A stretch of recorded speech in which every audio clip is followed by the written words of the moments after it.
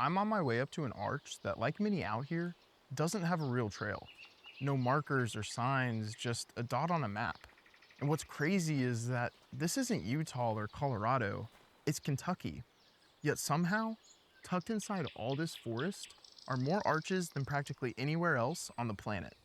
There are places on Earth that feel untouched, quiet, hidden, even invisible. The kinds of places where the air feels heavier somehow, not with pollution, but with mystery. And it's in these overlooked places that nature often guards some of its most stunning secrets. Natural arches are some of the rarest geological formations on the planet. In fact, there are only 2 locations that can claim to be the home of more than 1,000 of them. You've probably heard of Arches National Park in Utah. With over 2,000 documented natural arches, it's no wonder it draws over 1.5 million visitors each year. But there's another place. It's far less popular and is relatively removed from nearby public consciousness. And it's not even located in the same geographic sub-region as Arches National Park. In the Red River Gorge geological area, a tiny corner of the Daniel Boone National Forest, lies one of the densest concentrations of natural arches on the planet. Over 1,100, tucked in a forest many have never heard of. It has the numbers, it has the history, it's never gotten the spotlight. But why? How have so many arches been kept hidden from us for so long?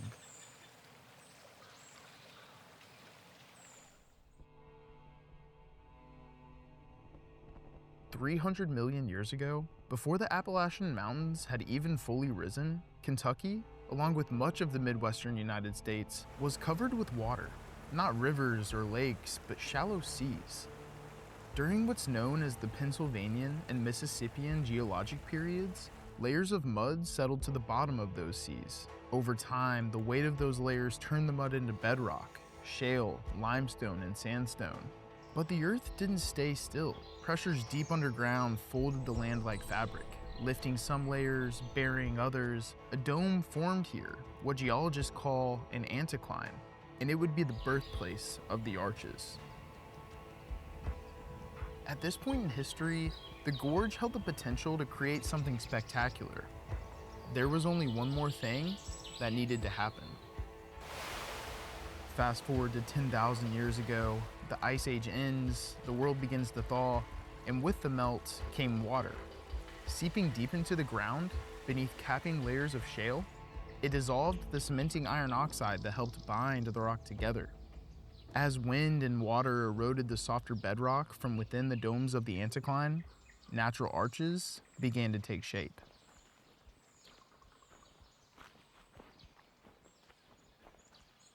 It's easy to forget how much patience nature has. We're used to timelines in hours, days, maybe decades, but here, these structures ask us to think in centuries, even millennia. The arches here didn't appear overnight.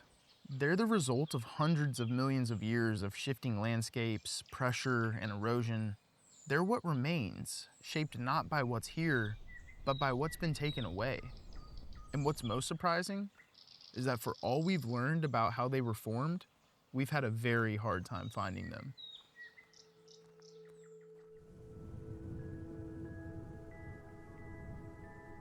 The gorge hasn't given up its secrets easily. Scientists believe that there could be over 2,000 arches here, more than doubling the amount that's been documented. But we can't seem to find them. Where the desert in Utah lays its arches bare under sun and sky, the gorge buries them in green. Dense deciduous forests blanket the region, obstructing visibility and maneuverability. Walking through it feels like stepping into a forgotten world.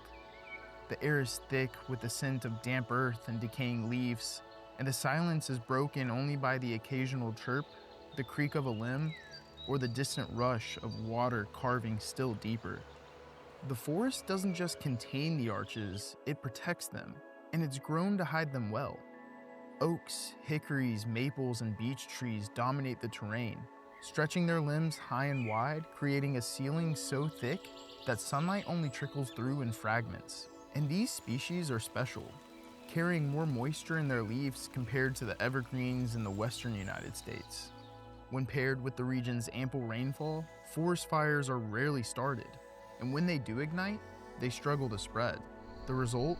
Large patches of dense, mature forest that in some areas feels untouched, providing arches with perfect hiding places. Some arches so overgrown that you could walk right beneath them and never know it.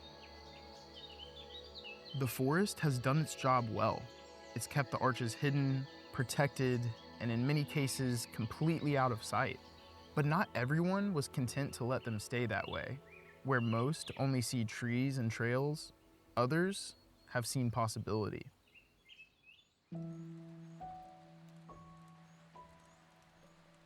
Long before the name Red River Gorge existed, this land was traversed by indigenous people, the Cherokee, the Shawnee, who saw these arches not as formations, but as symbols, portals, thresholds between worlds. They were the first arch hunters. But their discoveries have been lost with time, hidden under centuries of forest. It wasn't until the 1940s when a handful of explorers began venturing deep into the gorge that its secrets began to be documented. In Robert Ruchhoft's 1976 book titled Kentucky's Land of the Arches, he credits Dr. Carl Clark and Clarence Henson as the pioneers of arch hunting in the gorge. Ruchhoft notes that at the time of writing, armed with only their memory of the terrain, a compass, and their curiosity, these men spent over 30 years scouring the area for arches, waterfalls, and other geological formations. Those familiar with the gorge's history consider them the first arch hunters in the region. As these men began documenting and publishing their findings, the hunt was on. Throughout the following decades, numerous hikers, scientists, and enthusiasts have added to the tally. However, none more prominent and impactful as Bill Patrick. In the late 90s, Patrick heard whispers, rumors that the gorge held not dozens, but hundreds of arches. At the time, barely 20 had been documented. Those whispers sparked a mission. Over the next 3 decades, he'd go on to discover and document nearly 900 arches. Early in his search, Patrick was limited to paper maps, a compass, and a Garmin GPS that seldom pinpointed his exact location. But as he continued, technology caught up. Satellites replaced the compass, online forums replaced hand-drawn maps. New tools like geopositioning and LiDAR not only helped him compile lists of these arches, but provided directions to them as well. Patrick's legacy isn't just in the numbers, it's in the way he saw the gorge. Not as a map to be conquered, but as a mystery to uncover. His persistence helped reveal what only a few thought possible, that there are thousands of arches in the gorge. His contributions to the Red River Gorge and the natural arches community as a whole has cemented his legacy as one of, if not the most prolific arch hunter of the century. Today, arch hunting has evolved. It's no longer confined to a few determined explorers with compasses and paper maps. It's a quiet community, scattered across forums and social media. Some hike alone, chasing coordinates through dense forest. Others search together, relying on teamwork and friendship. No matter who, how, or why, the excitement that follows stumbling upon a new arch is universal. It's a moment that is engraved in the hiker's memory forever. Despite the efforts of arch hunters like Bill Patrick, some once discovered arches have disappeared from historical record, and many others have never been seen by human eyes. With the gorge estimated to contain even more arches than Arches National Park, only time will tell if legacies like Bill Patrick's will stand.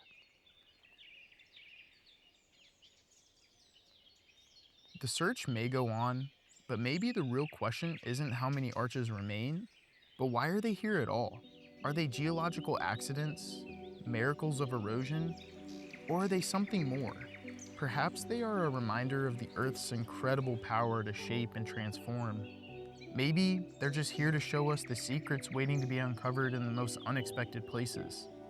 Or, what I think, that they're a representation of God's intentional and beautiful design of this world and the things in it.